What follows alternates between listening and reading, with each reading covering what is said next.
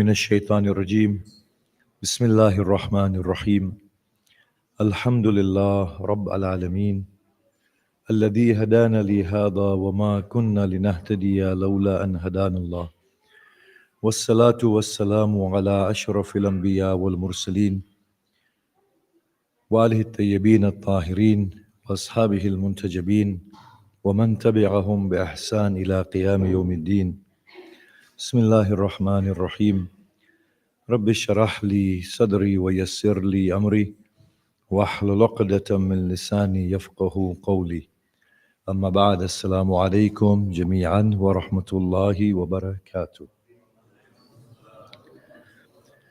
Let us recite a Surah Fatiha for all the beloved souls that have gone before us, especially those who are dying under the yoke of oppression throughout our world, and for our poor families in Palestine and in Gaza. Al-Fatiha.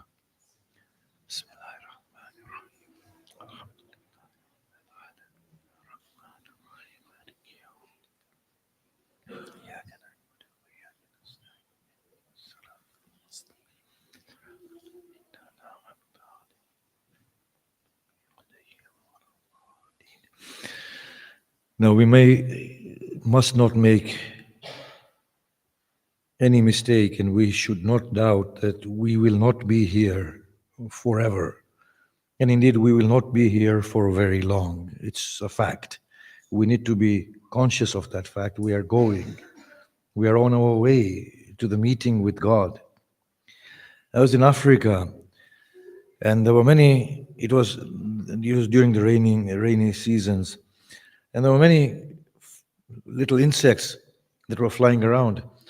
And we were having barbecue, and somebody said, "Do you know about these insects?" I said, "No." He said, "Look, they hatch and they take birth within the raining season and then they die." And I said, "Okay." He said, "But no, that's not what I want to tell you." He said, "They actually begin to fly, and the totality of their lives is 4 hours. So obviously they come out of their cocoon or something, or whatever they do, they acquire wings, and then they fly for 4 hours." And I looked at one of those creatures. I said, "You know, if I were you, I wouldn't do anything wrong. It's only 4 hours.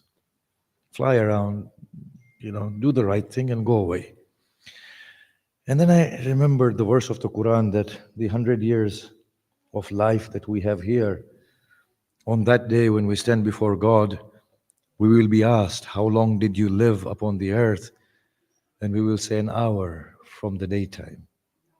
I said, "My God, what I'm saying to this little insect, somebody else is telling me it's only an hour. It's difficult, but bear it. Be righteous. Do the right thing and go away from here." By Allah, as we progress in age, we begin to understand that this life is imprisonment and captivity. It's not a life of free people. It's not. It's captivity. It's not a good place to be in this earth. Although I know earth is a place where we recognize ourselves and recognize our God, and that's what makes life on earth worthwhile. But anything other than this, it's not worth it at all. This life is hellish. It's not a good life. This earth is not a good place. We need to remind ourselves of this, that we haven't taken birth here to amass wealth, to predominate over others, to gain the reins of authority. It's not worth it. Somebody has to lead, but they have to lead as a necessity, not because of choice. Nobody should want to lead in this world anybody else. Honestly, had we not lived in a community, the ideal thing would have been to go away toward the caves and live there. But then, of course, the population boom, you can't find 8 billion caves in any case. But you know what I'm saying, right?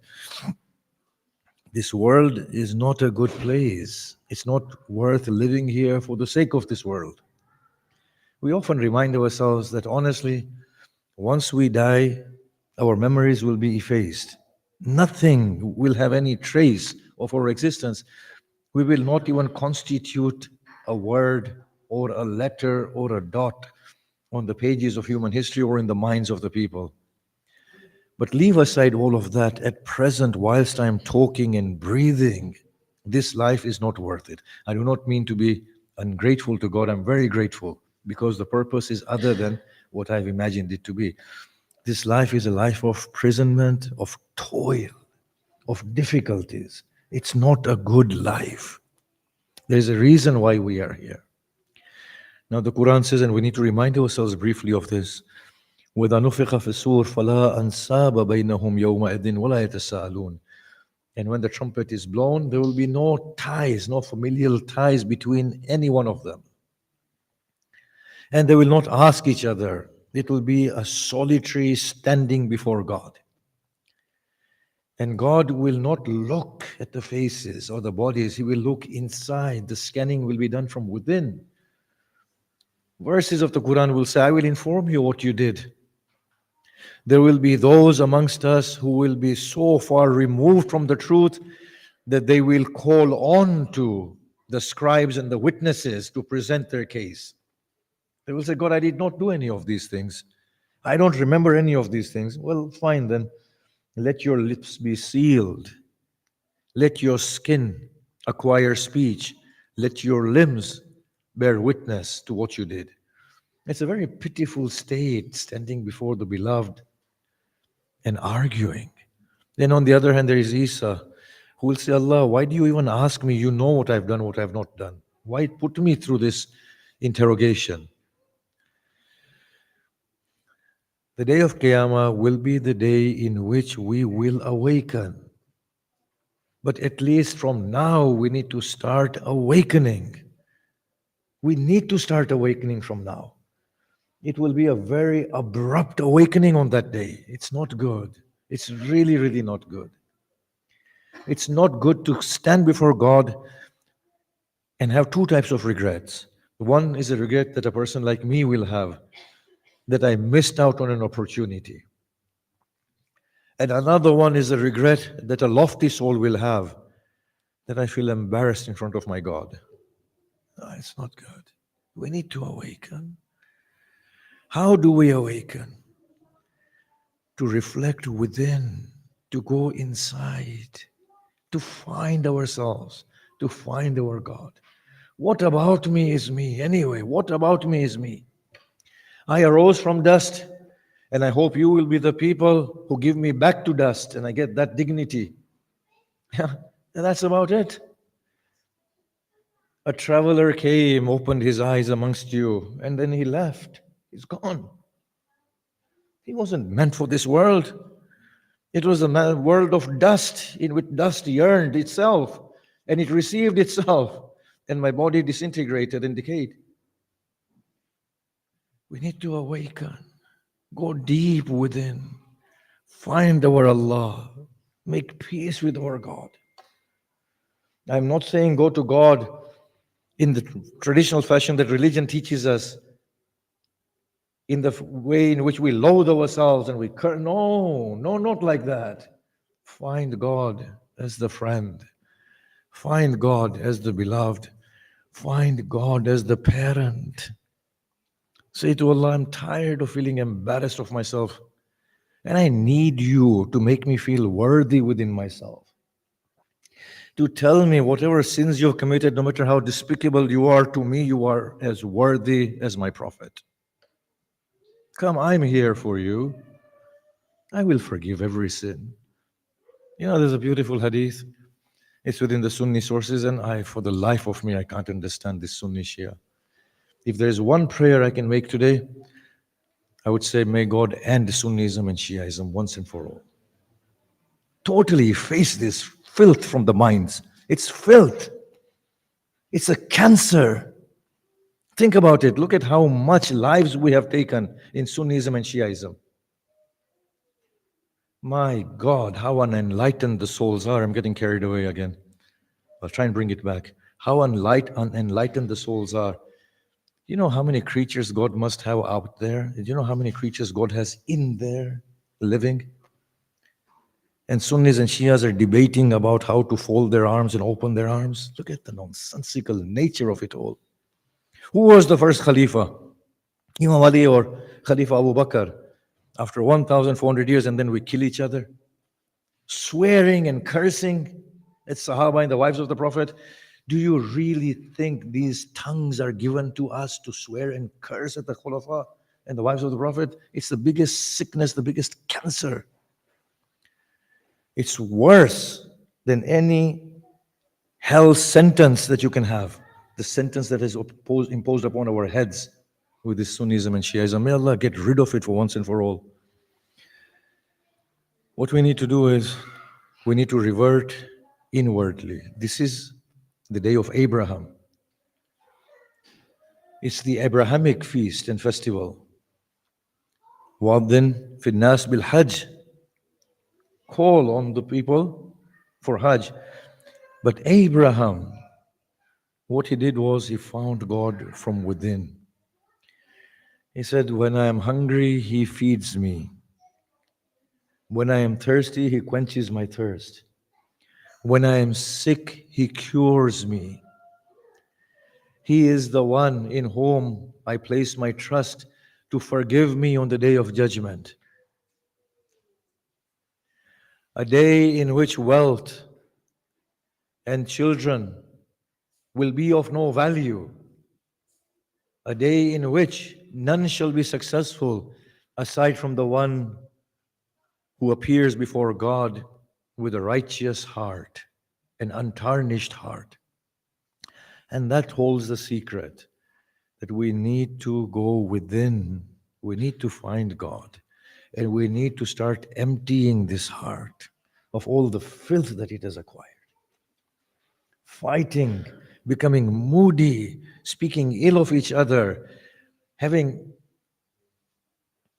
ill feelings towards each other. This is not right. None of this is right. It's less than befitting. And it's a self-imposed state of hellishness from within, captivity. We need to give away everything. Now, I know my time will run away very quickly, but at this ripe old age, I find in myself the inadequacies that even I would not expect within a youth. When somebody does something, it offends and the heart feels bitter towards them. Heart. It's the sacred domain of God. How can we entertain a feeling? Forget about thinking ill about anybody. It's a spontaneous reaction, that ill feeling that arises from within. We need to become conscious of our inner states. Go inside and say, no, this is wrong. This is not right. And then instead of cursing ourselves from within, to reach out to God and ask God to cure it. Ask God, help me. I still find fear inside me. What fear? Why should I fear? I've lived so long on the face of this earth, it's about time I die and go.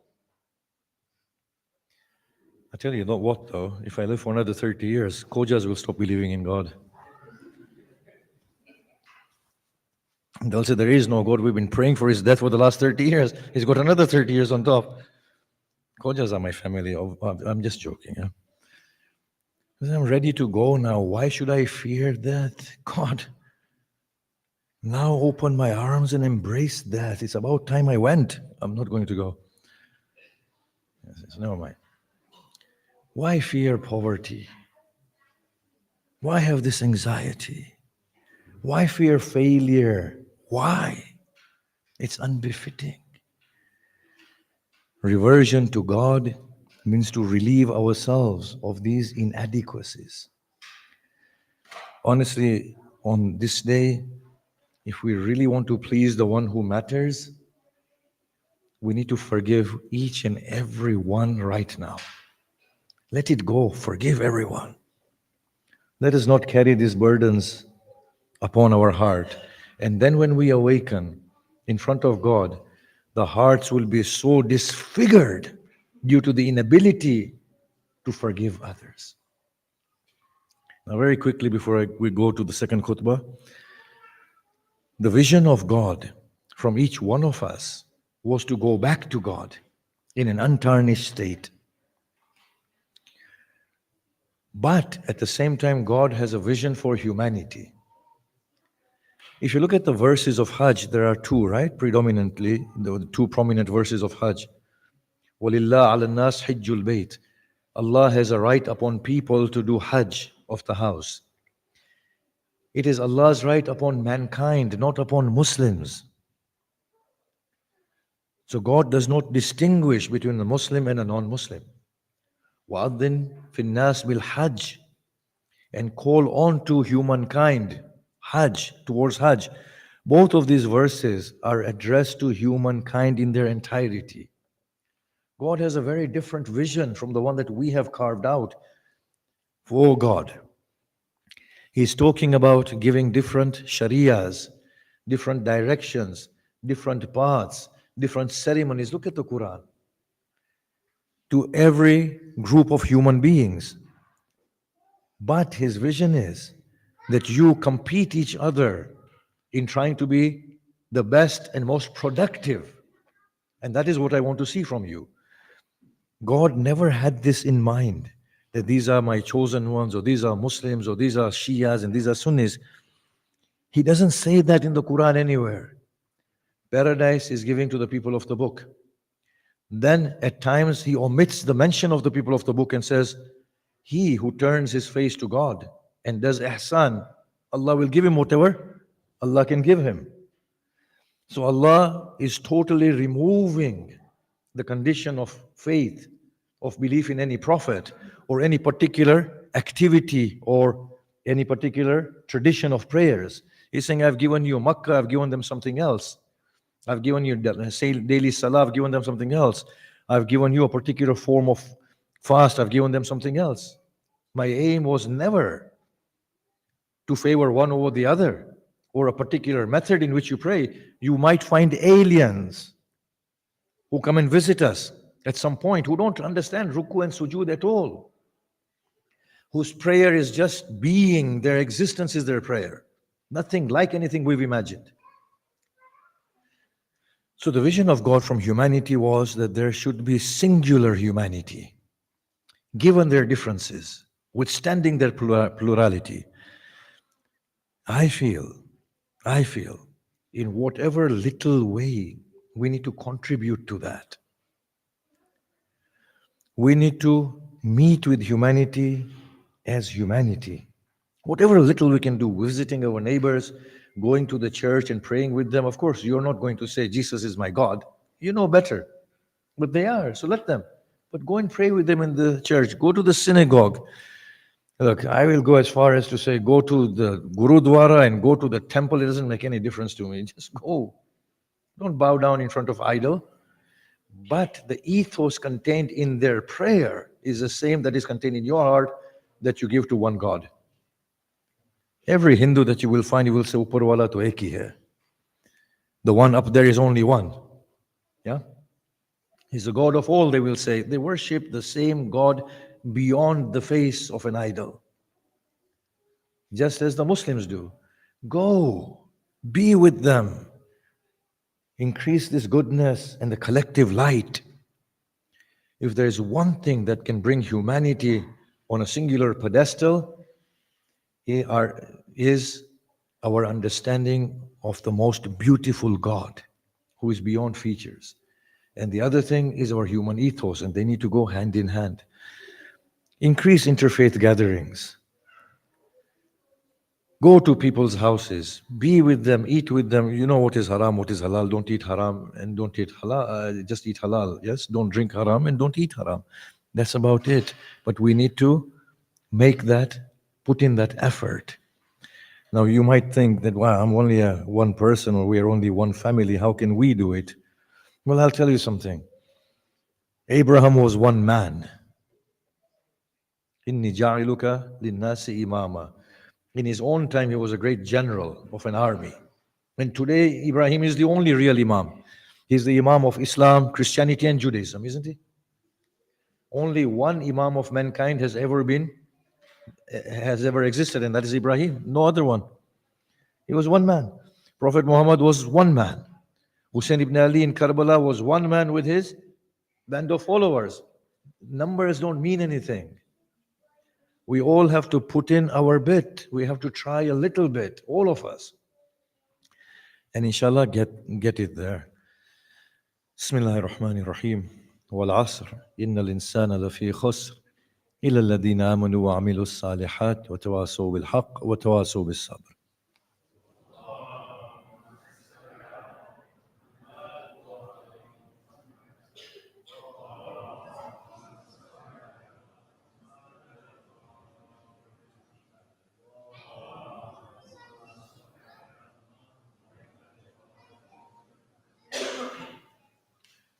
Bismillahir Rahmanir Rahim.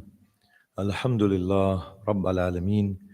والصلاة والسلام على أشرف الأنبياء والمرسلين وعليه الطيبين الطاهرين. أما بعد السلام عليكم ورحمة الله وبركاته. Now we are seeing strife, warfare, oppression in almost every region of the world, or in many, many regions of the world. We are seeing injustice rife and in every region of the world. Now I know we're getting frustrated, we're getting angry, broken-hearted. After crying so much, we become hopeless. Now I value these sentiments, I honestly do. I know each one of us, if we could take the bullets and the bombs in order to save those little children in Gaza and other places, we would do so happily. It will be an honor, a great honor, and to be revived again and to die again and revive again and to die again. It would be a great, great, great honor to do that. This is how we feel. I have gotten angry, I've been screaming and I've been shouting. And now has come a time where you become totally broken. You become totally broken. You know, the heart breaks so bitterly that you start becoming numb. Of course, when the house is on fire, we need to put out the fire. So immediately we need to sort out the state of the world, and especially the state of Palestine. They deserve their dignity, their human rights. It's their land. They deserve to have it back. And with their wholesome approval, the Jewish community can live there with them in a state that they call Israel or Palestine or whatever else they want to call it, but a secular state, and they learn to live peacefully. Everybody says Israel has a right to exist, but their wholesome legitimacy will only come with the consent of the people who are there. It can't come without that, and we all know that. We all know that. Now, I'm not going to be preaching to the converted. You know all of these things better than I do. So yes, we do need to scream and shout on the streets, but alhamdulillah, the world has awoken. The students and their encampments boycotting Israel, but it's not done with an attitude of hatred towards others. It is done with an attitude of putting a stop to a group of people who at this point in time have become intoxicated with rage, who have left God and justified ungodliness through God. So we need to put a stop to that, and we need to do whatever we can, but without any hate. However, when we look away from Palestine, we find other regions of the world. Look at this. We saw what happened to the Rohingyas. We are seeing what's happening in Sudan. We are seeing the far-right extremists in India. And the Muslims, obviously, oppressing Muslims themselves, whether they be in Shia countries or Sunni countries. We know this for a fact. It's not only Palestine. It's a human problem.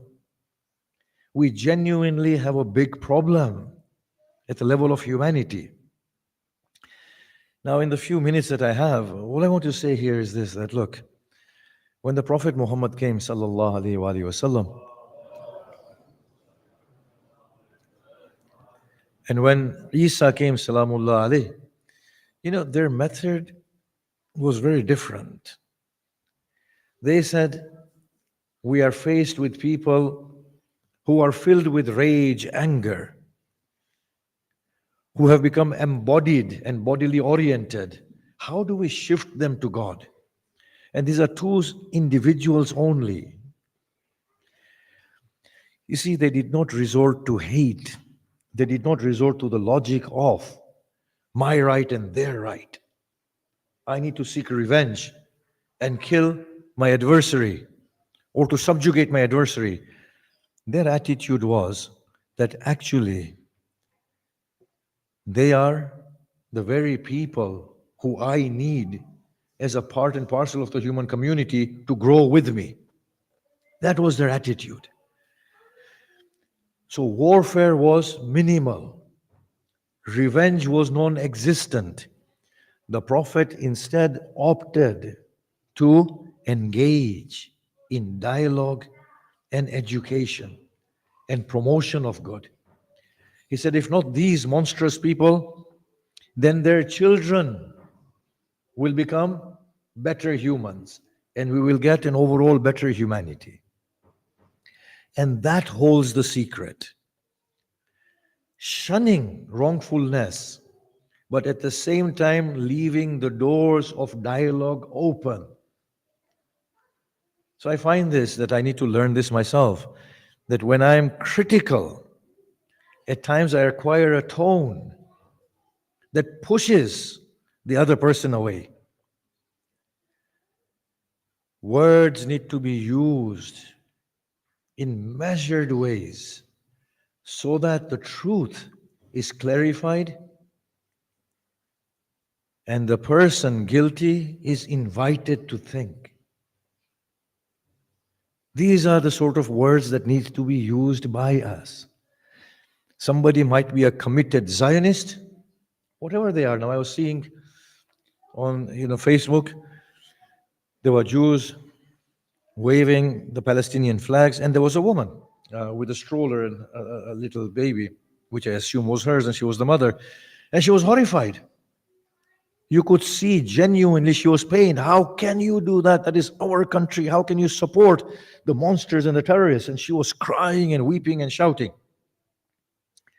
Now here, a person like me would condemn her and swear and curse at her. But if we can go inside her mind and we say, wow, she really does feel what she is displaying. And she really does believe what she is saying, that it is our land and we are the oppressed. If we can just understand that as skewed up and messed up as it is, they have their perspective that they believe. And it is not necessary that all of them are Netanyahus who are deliberately doing it, or the IDF who are deliberately doing these things. I think we can give them that much benefit of doubt that as wrong as they are, they actually believe it. It's like that person who went in the gathering of Imam Hassan and he swore and he cursed at Imam Hassan. And then after a day or two, he realized that actually, no, he needs to revise his understanding of who Imam Hassan is. And then he went and repented and sought forgiveness. He was totally mistaken. He thought he's standing in front of the biggest tyrant, Imam Hassan. And the same was about Imam Ali. The same was true about the Blessed Prophet. So the approach we need to take is a mature one. We have to say these are red lines, this is right and this is wrong, and we will adhere to them. But at the same time, for long-term solutions in accordance with the vision of God, we have to get it right at the level of our humanity. And that requires a lot of effort, perseverance, magnanimity of heart. Now, as I finish, we had one or two events here 4 or 5 years ago. Last time when Israel had arbitrarily sought to, what do they call it? Mowing the lawn? Killing Palestinians? So we had Palestinian families here and Israeli families. You could see there was tension in the interaction. You could see there was tension. You could see some of them were shouting and getting very emotional. But at the same time, you could see a huge group of people who were ready and willing and saying, look, You are humans, we are humans. We are paining, you are paining. You have a point, we have a point. We need to sit together and sort this out. In that, there were two women, a Palestinian mother and an Israeli mother, who had both lost their children. And they sat together and they wept. And they said, of what value was this? We've both lost our children. And you must feel the same pain that I am feeling. Was it all worth it? And they started talking. And now they've become advocates for peace and finding a sustainable solution. But I will say this much, there is no sustainable solution. It is us opening our hearts, sitting in dialogue, and getting through this mess. My final remarks, elections are looming. Make the right choice. The right choice how? The right choice in order to get our country to become productive, fairer, more just at home and abroad, whatever that might be. Sometimes to vote for a devil who can be reformed from within might be a better idea strategically. I don't know. The heads of the community need to think through this, have a strategy, and use the votes in order to not immediately maybe, but in 20 years' time, to put things right, but in a gradual manner. May Allah bless us all and may Allah bring peace to us all. I will ask us to recite one more Surah Fatiha before we finish Al-Fatiha.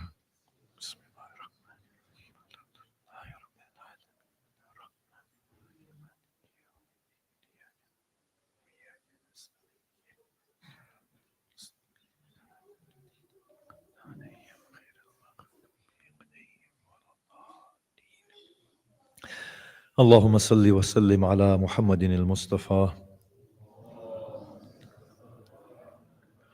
وعلى علي المرتضى وعلى فاطمة الزهراء وعلى الحسن المجتبى والحسين الشهيد بكربلاء وعلى علي بن الحسين ومحمد بن علي وجعفر بن محمد وموسى بن جعفر وعلي بن موسى ومحمد بن علي وعلي بن محمد والحسن بن علي وحجة الله بن الحسن القائم المهدي المنتظر. اللهم عجل فرجا وسهل مخرجا واجعلنا من أنصاره وأعوانه والمستشهدين بين يديه. بسم الله الرحمن الرحيم. قل هو الله أحد الله الصمد لم يلد ولم يولد ولم يكن له كفوا أحد. سبحان ربك رب العزة عما يصفون والسلام على المرسلين والحمد لله رب العالمين. اللهم أنت السلام ومنك السلام ولك السلام وإليك يعود السلام. سبحان ربك رب العزة عما يصفون والسلام على المرسلين والحمد لله رب العالمين. اللهم صل.